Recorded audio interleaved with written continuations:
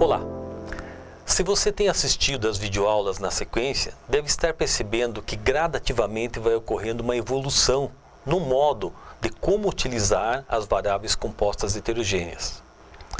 Nessa videoaula, vamos analisar como os registros declarados como tipos, que já aprendemos anteriormente, podem ser utilizados como campos de outros registros. Esse modo de utilizar registros possibilita criar registros genéricos, aqueles que podem servir para diversas situações. O exemplo a ser abordado, e que na prática é uma situação real, são os endereços postais de pessoas, de empresas e assim por diante, pois são comuns dos mais diversos tipos de cadastros e possuem um padrão de informações.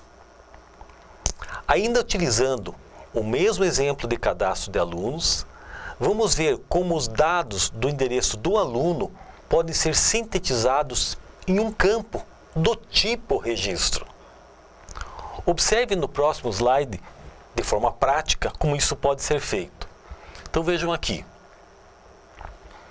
Eu tenho tipo, e aquela palavra reservada, que mostra para o compilador que eu estou definindo um tipo. Vou pular o primeiro, mas relembrar desse daqui, que é aquele cadastro alunos. Registro, RA, nome, só que veja bem, aqui tem apenas Ender, CPF, idade, curso. O porquê que eu tenho esse Ender? Porque anteriormente eu criei aqui um tipo chamado endereço, cujo registro é composto, eu chamei logradouro, que é um literal de 30, que poderia ser rua, número, literal de 5, CEP, literal de 8, cidade, literal de 20, estado, literal de 2. Não que isso seja uma regra, mas por que eu chamei logrador? Para mostrar que isso pode ser genérico. Poderia ser rua, mas vamos imaginar que a pessoa mora numa praça, mora numa alameda e assim por diante. Então seria mais genérico. Teria uma função não pura e simplesmente para esse meu cadastro de alunos, mas é um tipo de registro que poderia ser utilizado para todo e qualquer outro cadastro. Vamos imaginar que aquele sistema da universidade possui vários cadastros, várias outras situações, e isso pode estar sendo compartilhado no sistema como um todo. Então, justifica a criação desse tipo. Por quê? Porque quando você for declarar o teu tipo, ou seja, criar o seu tipo, naquele campo especificamente, você vai colocar uma única palavrinha. Então, nesse caso, eu chamei Ender, né? E ele é do tipo endereço. Então, eu sei que nesse campo Ender, que é do tipo endereço, eu tenho toda essa composição. Mas eu não preciso ser redundante, eu não preciso redefinir isso aqui. Automaticamente, eu como programador, e conforme eu já falei anteriormente, eu sei que tem essa composição. Ou seja, eu modelei esse meu tipo dessa maneira. Pois bem, a partir daí, o que eu posso fazer? Eu posso criar toda e qualquer variável que eu queira. Aqui eu estou usando os meus exemplos. Aluno underline graduação é um cadastro de alunos.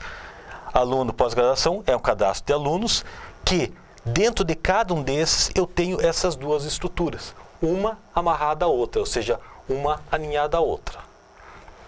Pois bem, como eu faria o acesso a esses campos? Nós vimos anteriormente, para que eu acesse um campo de forma direta de um registro, basta eu colocar o nome da variável que foi declarada como aquele tipo registro. Vamos supor, no exemplo da videoaula anterior, era aluno, ponto, um determinado campo, RA, aluno, ponto, CPF e assim por diante. O que vai acontecer nesse caso? Vamos pegar aqui 3 situações. E as situações que são básicas que ocorrem, né, que seria atribuição, leitura e escrita. Vamos começar pela leitura. Veja aqui, tomando por referência a exemplificação anterior. Leia, aluno, underline de graduação, ponto. Ender, que é o campo que faz parte de aluno graduação, ponto logradouro. Então, na realidade, é como se fosse uma situação hierárquica.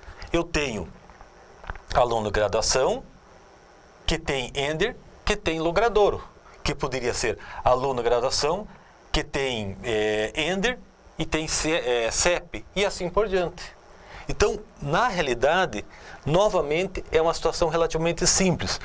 o importante é você lembrar, abstrair de como você criou aquela estrutura de registro e saber que naquela ordem você pode ter uma sequência de campos. Então, eu tenho aluno underline declaração que tem um endereço. Não tem na minha definição do meu cadastro de alunos, mas tem na definição do tipo endereço que tem logradouro. E isso vai se repetir. Vejam, escreva aluno underline declaração ponto ender logradouro. Então, da mesma maneira que eu posso estar digitando dados, lendo dados para esse registro, eu posso ao mesmo tempo exibir esses dados. E atribuição, exatamente a mesma situação. Aluno, underline declaração, ponto ender, ponto logradouro. O que eu coloquei aqui? Dois pontos igual, é uma string, aluno, Avenida General Carlos Cavalcante. Perceberam? Então, o acesso é bastante simples, o acesso é relativamente tranquilo. Nós podemos dizer que acesso a um campo do tipo registro nada mais é do que lembrar, né, da sequência hierárquica que você fez a composição do teu registro e simplesmente fazer as atribuições, as leituras e as escritas conforme o caso. Ok, pessoal? Vamos agora a uma outra situação. Uma situação agora um pouco diferente. Seria o acesso a um campo do tipo registro, mas ainda podemos ir além, em que os campos podem ser compostos por outros tipos definidos pelo programador. Porém, continuando com o exemplo do cadastro do aluno, vamos imaginar uma situação em que a faculdade ou a universidade que usa esse cadastro hipotético precisa registrar a carga horária diária semanal do aluno. Vamos ver esse formulário. Então eu tenho lá registro acadêmico, que é um formulário já conhecido de vocês, né? Tem nome, rua, mas vejam aqui, o que foi acrescentado? Carga horária diária semanal, segunda, terça, quarta, quinta, sexta e assim por diante. Então, o que poderia ser feito com esse formulário?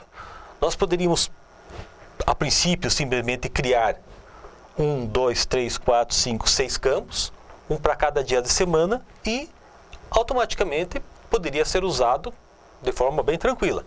Mas existe a possibilidade também de transformar esses campos aqui num campo definido pelo programador e utilizando, inclusive, um tipo de dado já conhecido de vocês, que seria uma variável composta homogênea.